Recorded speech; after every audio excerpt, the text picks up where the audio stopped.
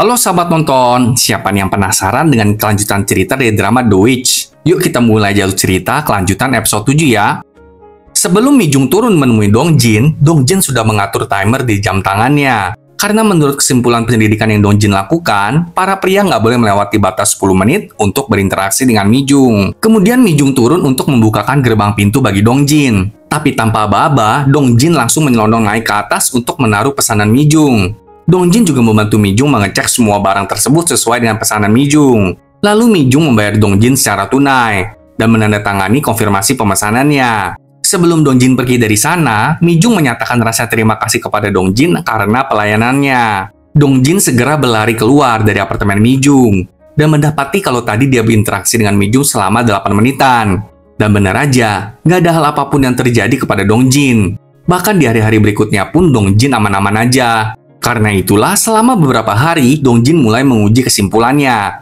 Apakah dirinya masih nggak apa-apa berada di dekat Mi Jung selama 10 menit?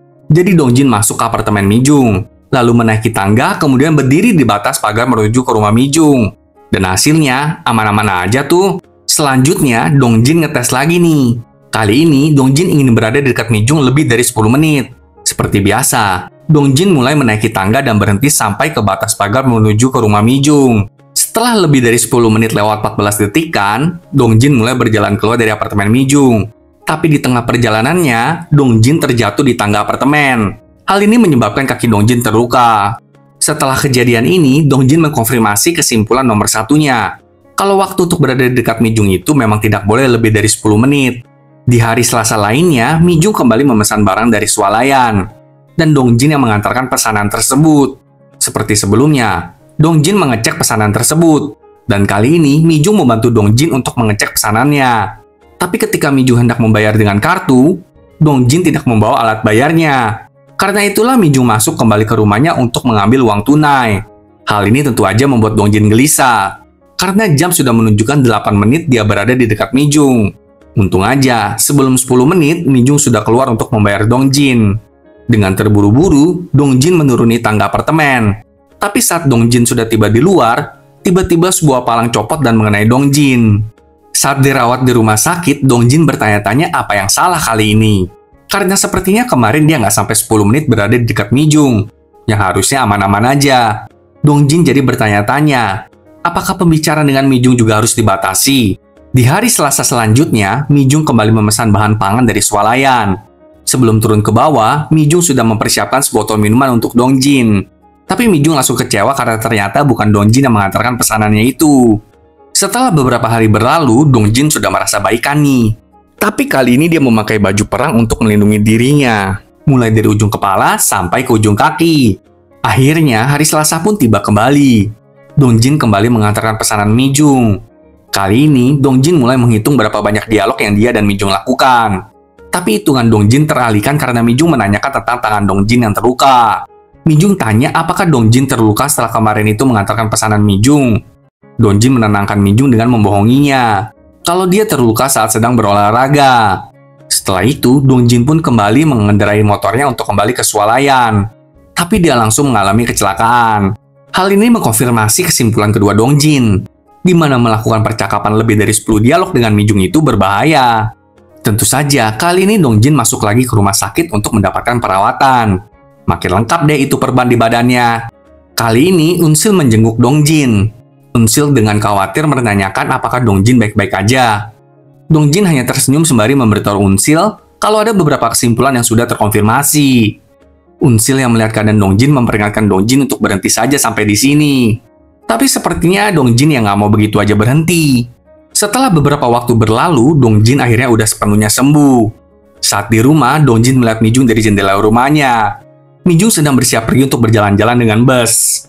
Memang beberapa hari sekali, Mi Jung suka menaiki bus seharian untuk melihat-lihat kota. Dan kali ini, Dong Jin diam-diam mengikuti Mi Jung dari jauh. Dong Jin bahkan menaiki bus yang sama dengan Mi Jung, tapi duduk jauh dari Mi Jung. Mi Jung di paling depan, sedangkan Dong Jin memilih untuk duduk di paling belakang. Jaraknya dengan Mi Jung kurang lebih 11 meter, dan seharusnya itu aman. Ketika malam tiba, seorang nenek menaiki bus tersebut. Dan karena bus dalam kondisi penuh, Mi Jung menawari kursinya kepada nenek itu. Dengan begitu, Mi Jung harus berdiri. dan dia berdiri dengan jarak kurang lebih 5 meter dari Dongjin. Langsunglah Dongjin menyetel timer di jam tangannya. Dongjin juga bertekad untuk turun di perhentian selanjutnya. Tapi namanya juga hidup kan ya, nggak selalu sesuai dengan pesanan. Karena jalur yang bus itu lalui terjebak macet dong. Mana di sana kan nggak bisa main turun seenak jidat dari kendaraan umum gitu. Harus tunggu di perhentian berikutnya. Makin gelisah lah Dongjin dong. Udah gitu jam terus berjalan. Dan hari itu hujan. Petir menyambar ke sana kemari. Buat panik deh pokoknya. Meski begitu, Dongjin menyemangati dirinya sendiri untuk tetap tenang. Dia mulai meneliti semua hal di dalam bus tersebut. Menurut pengamatannya, tidak ada yang berbahaya di dalam bus itu. Tapi masalahnya, di samping bus itu ada sebuah truk yang mengangkut banyak besi. Terus ada besi runcing mengarah ke bus dong. Aduh, si Dongjin makin ketakutan dah pokoknya. Karena nggak bisa berpikir lagi, Dongjin segera keluar dari dalam bus itu melalui jendela bus. Orang-orang di dalam bus tentu mencegah Dongjin. Tapi Dongjin berhasil melompat keluar bus dari jendela. Namun topi yang dipakai Dongjin terlepas. Alhasil, Mijung dari dalam bus mengenali Dongjin. Mijung lalu membuka jendela bus tersebut dan memanggil Dongjin. Dongjin makin kebingungan dia harus berbuat apa. Mana hujan dan petir terus menyambar ke sana kemari. Dongjin kemudian duduk di atas jembatan Sungai Han. Sembari berpikir kalau berbahaya berada di dekat air saat badai petir. Tapi belum pernah ada kejadian petir menyambar Sungai Han di tengah musim dingin. Jadi Dongjin memutuskan untuk melompat ke Sungai Han dong. Sekarang kita melihat bagaimana Mijung bisa mengingat Dongjin. Jadi ketika dulu sewaktu SMA, Mijung memperhatikan bahwa hanya Dongjin yang turut berduka saat salah satu teman mereka meninggal. Bahkan beberapa kali Mijung ngeh kalau mata mereka pernah bertemu. Itu terjadi saat Mijung makan siang dan saat karya wisata sekolah. Sebenarnya Mijung juga memperhatikan Dongjin karena kepribadian Dongjin yang ceria. Mijung bahkan ingin sekali berbicara dengan Dongjin sebelum mereka lulus. Tapi hal itu nggak terwujud, karena Mijung memutuskan untuk keluar dari sekolah sebelum kelulusan. Kembali ke saat ini, Mijung kaget melihat Dongjin di depan matanya. Mijung bertanya-tanya kenapa Dongjin ada di dalam bus ini. Tapi di saat itu juga, Dongjin nekat menjatuhkan dirinya ke Sungai Han. Untungnya, ambulans datang dengan cepat untuk menolong Dongjin. Hal ini juga diperhatikan oleh Mijung dari atas jembatan Sungai Han. Di sisi lain, Unsil ditelepon oleh tim SAR yang meminta Unsil untuk sekarang juga datang ke rumah sakit karena sesuatu terjadi pada Dongjin. Dengan panik, Unsil segera mendatangi rumah sakit. Di rumah sakit, Junghyuk menjenguk Dongjin. Kabar baiknya, Dongjin sudah siuman. Junghyuk tentu bingung dengan tindakan Dongjin yang tiba-tiba aja nyembur ke dalam Sungai Han. Mau olahraga ekstrim atau gimana dah ya? Dengan tertawa, Dongjin berkata kalau dia hanya ingin membuktikan datanya aja. Dongjin meminta Junghyuk untuk tidak mengkhawatirkan Dongjin dan meyakinkan Junghyuk kalau dirinya baik-baik saja. Pada saat yang sama, Unsil juga tiba di sana. Karena itulah Junghyuk pun pergi. Unsil langsung memarahi Dongjin karena telah berbuat senekat ini. Tapi lagi dan lagi, Dongjin meminta agar Unsil membantunya kali ini. Dongjin ingin menguji variabel terakhir. Dan hanya dari mulut Mijung aja Dongjin bisa tahu jawabannya. Jadi keesokan harinya, Unsil menjemput Mijung dengan mobil dan mengajak Mijung untuk berpergian bersama. Saat udah tiba di tempat wisata, Mijung dan Unsil mengobrol bersama. Sebelum itu, secara diam-diam Unsil menelepon Dongjin agar Dongjin bisa mendengar percakapan mereka. Unsil lalu memulai aksinya dengan bertanya kepada Mijung, Mijung, kan banyak nih pria yang menyukaimu, tapi adakah pria yang kamu sukai? Mijung menjawab, ada seorang pria yang dia sukai. Dia adalah kakak kelas di gerejanya dulu. Ternyata pria yang Mijung sukai adalah Ik-jong dong. Ya ampun. Mijung kemudian mengaku kalau dia rajin ke gereja sebenarnya hanya untuk bertemu dengan Ik-jong. Lalu suatu hari di sebuah apotek, Mijung tidak sengaja mendengar percakapan antara seorang apoteker dengan Ik-jong. Dari percakapan mereka, Mijung akhirnya tahu kalau Ik-jong tuh menderita epilepsi. Namun suatu hari, Ik-jong menghampiri Mijung untuk meminjamkan Mijung buku catatannya. Di saat itulah Ik-jong mengalami insiden seperti yang terjadi pada pria lainnya yang mendekati Mijung. Saat malam hari, sebenarnya Mijung mendatangi rumah Ik-jong untuk memberikannya obat epilepsi. Tapi Mijung nggak berani untuk menemuinya. Jadinya Mijung pulang kembali. Dan nggak beberapa lama setelah itu, Ik-jong pindah ke Seoul. Nah, saat Mijung kuliah di universitas di Seoul, dia bertemu kembali dengan Ik-jong.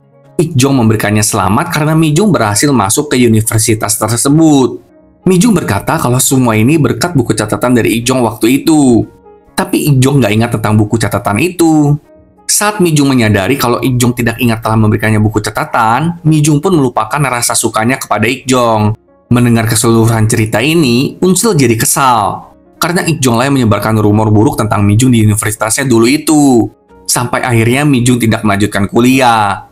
Kemudian Unsil menanyakan beberapa pertanyaan yang berhubungan dengan kesimpulan penelitian Dongjin.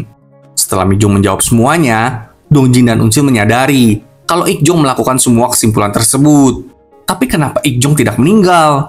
Keesokan harinya, Dongjin kembali mendatangi Ik Jong ke kantornya. Dongjin lalu bertanya ke Ik Jong, kenapa dulu Ik Jong berbohong kalau dia disengat lebah? Padahal dulu itu Ik Jong terjatuh pingsan karena epilepsinya kambuh. Tapi Ik Jong membela diri dan berkata, "Loh, saya nggak pernah bilang gitu kok. Saat dulu saya sudah siuman, orang-orang yang bilang kalau saya disengat lebah. Ya, saya juga nggak mengkoreksi hal tersebut lah." Ik Jong sebenarnya menyadari kalau Mi Jung tahu penyakitnya. Ik Jong malu dengan keadaannya, makanya dia nggak pernah memberitahu siapapun.